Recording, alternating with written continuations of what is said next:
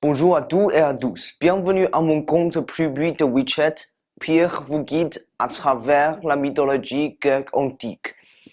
Et la dernière fois, nous avons discuté l'histoire de Sisyphe. Et aujourd'hui, je vais vous raconter l'histoire de Tontalo et Pélope. Et aujourd'hui, je vais parler français. Et ça, c'est une picture de la histoire de Tontalo. Et Tontalo a été puni dans ce dessin. Donc, Tontalo était un roi de la région de l'Asie mineure qui était aimé par les dieux. Il est actuellement le fils de Zeus. Et Zeus lui a envoyé une invitation pour une fête sur Olympus. Une fête sur Olympus. Sur son retour, il a aussi invité les dieux à s'apparaître sur terre pour une fête. Mais bien qu'il était riche, il n'a pas pensé à une bonne alimentation pour servir les dieux. Donc, il a tué son fils, qui est son plus grand trésor, et a lui fait un ragoût pour servir les dieux. Et il ne savait pas que les dieux détestent bien les sacrifices des humains. Furieux, Zeus a lui donné un puni très sévère. Il était jeté dans le royaume du mort et il ne peut rien manger ni boire. Ça, c'est la punie. Il se tenait alors jusqu'à son cou, mais ne peut jamais étancher sa soif. Car chaque fois, il se baissait pour boire l'eau se noyant. Au-dessus de sa tête, la ponche chargée du fruit. Mais chaque fois, il veut cueillir l'éponge courbée hors de sa beauté. Donc, Tontalo est puni, mais Pélope revit grâce aux dieux. Et il est de revenir sur terre. Mais il y a un problème, parce qu'un des os de son épaule était perdu. Donc, les dieux ont pensé à une idée. Il a les remplacé avec un morceau d'ivoire.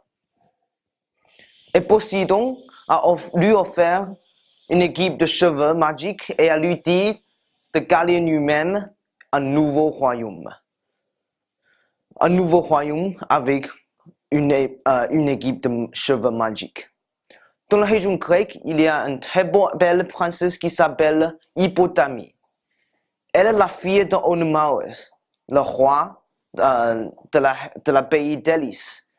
Et quelqu'un se mariera avec Hippotame et héritera le royaume. Mais Onomaus aime bien sa fille et il ne peut pas laisser lui partir. Donc, il a pensé à une idée. Les prétendants doivent courir avec le roi. Si les prétendants a gagné, il se mariera avec Hippotame. Si le prétendant a échoué, il perdra sa tête. Et actuellement, le roi a une équipe de cheveux magiques offerte par Ares. Ares qui est le dieu de guerre. Et il n'y a pas de cheveux qui peut gagner contre les cheveux de bataille de Ares.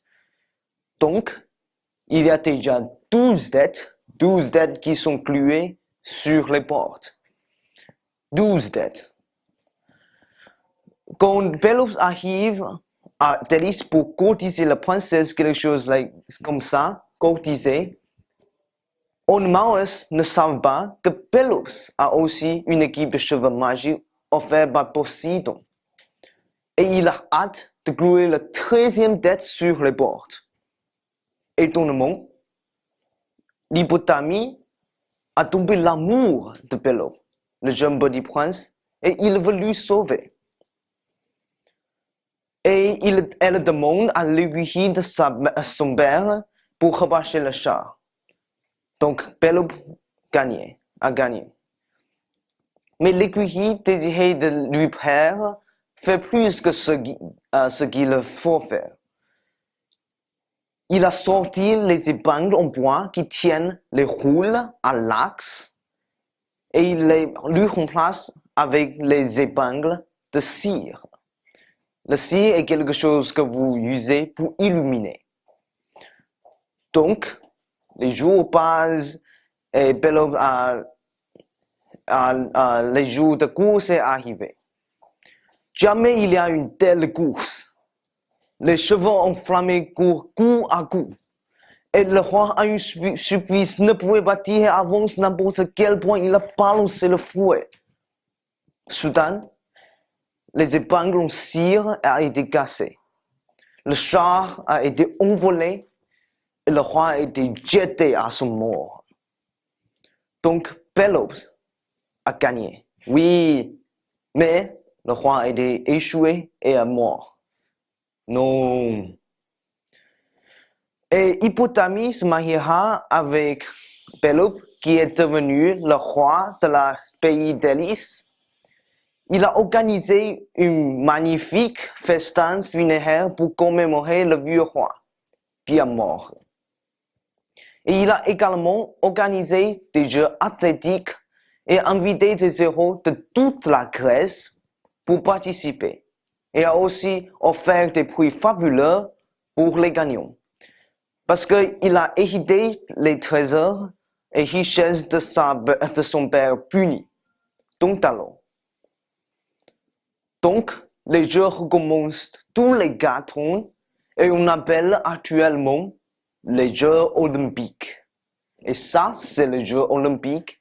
Et ça, une descente de Jeux olympiques, tous les sports. Donc, ça raconte l'histoire de Tontalo et Pélope, mais aussi l'histoire des Jeux olympiques. Juste à la prochaine fois. Merci.